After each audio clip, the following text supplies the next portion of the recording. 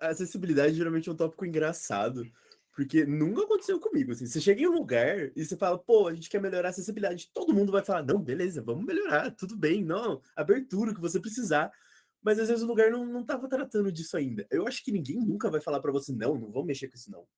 Imagina, sabe, eu acho que então, se você tem interesse, cara, vai atrás, porque muito provavelmente todo mundo vai te dar abertura pra poder mexer com essas coisas.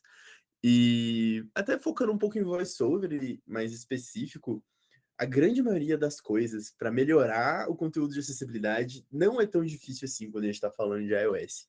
Um Uhum. pouquinho de contexto de como funciona o voice-over, ele é um leitor de tela, né? Quando a gente ativa ele, se você consegue olhar na sua tela, se você não tem deficiência visual, você vai ver que ele mostra um cursor, uma marcaçãozinha mesmo em cima da view que ele está lendo.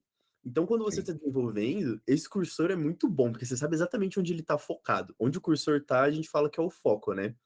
E ele lê o Accessibility Label que tiver associado naquela view. Ponto. É assim que funciona o Screen Reader, o basicão.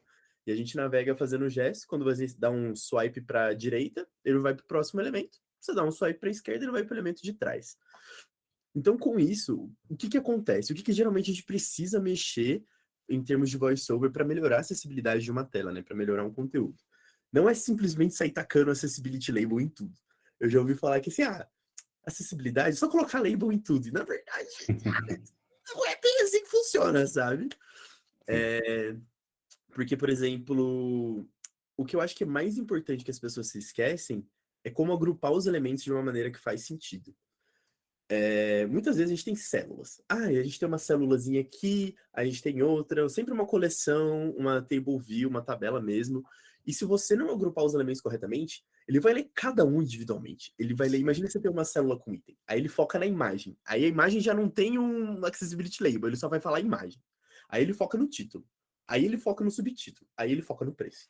Aí ele vai para a imagem da outra célula. Aí ele foca no título. Aí ele foca no subtítulo. Aí ele foca no texto. Percebe que isso não faz muito sentido.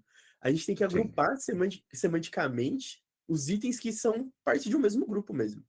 E para fazer isso, a nível de código, a gente tem a propriedade do isAccessibilityElement. E basicamente, esse cara fala para o VoiceOver que ele pode focar nessa view. E quando ele focar, ele vai ler o Accessibility Label. Então, o que a gente quer fazer, a gente quer deixar, nesse caso, a view pi, né, da célula, como acessível, com Uhum. isAccessibilityElement true, e a gente configura o label dela, e o dos filhos pode desativar, para não ter problema, pode tirar que eles não precisam ser focados pelo VoiceOver.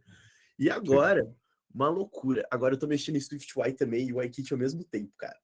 Aí, Imagina a bagunça, né? Hoje você, ao invés nossa, de você usar o framework ali do Accessibility, agora é tudo com modifiers ali, né? Dando as views ali.